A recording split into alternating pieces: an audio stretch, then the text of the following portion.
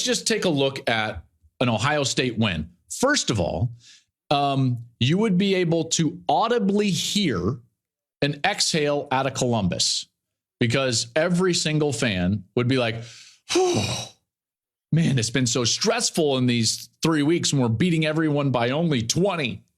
We evaluate Ohio State like we evaluate the Dallas Cowboys. And so if they can go and win on the road with a young quarterback, there will be a massive exhale like, okay, we're still good. We're still good. It will be one of the best wins on their resume that they've had in quite some time.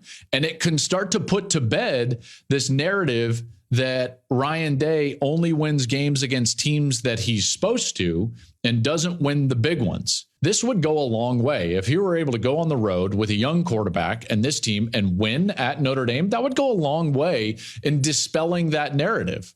Ryan's an excellent coach. Day is easily in the top 5 in college football and coaches. That's why I think it's laughable, this narrative of like, well, he would be on the hot seat. What do you mean hot seat?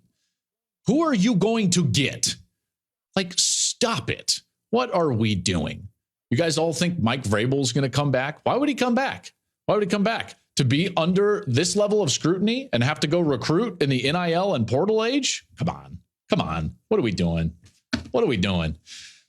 I also believe that this would be a real feather in the cap for the team from a confidence perspective. And this would propel them through their schedule, which will be difficult. You know, they've got a bye after this game. Then they're going to be against Maryland, which I think is a good football team, at Purdue, home to Penn State, massive game, obviously. And that Penn State team is specifically constructed to match up with Ohio State. They've got to go to Wisconsin, to Wisconsin, at Rutgers, which all of a sudden is playing better, Michigan State, which looks like maybe the worst team in the Big Ten right now with everything that's going on, Minnesota, and then at Michigan.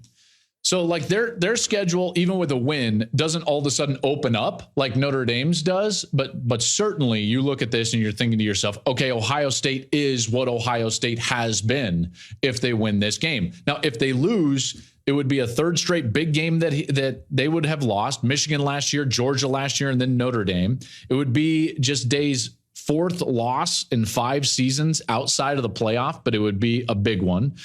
They could probably still make the playoff, in particular if they could run the table in the Big Ten and win the Big Ten championship, but it might be more difficult, obviously, because Notre Dame would be considered a favorite or evaluated higher than them. So it gets more interesting.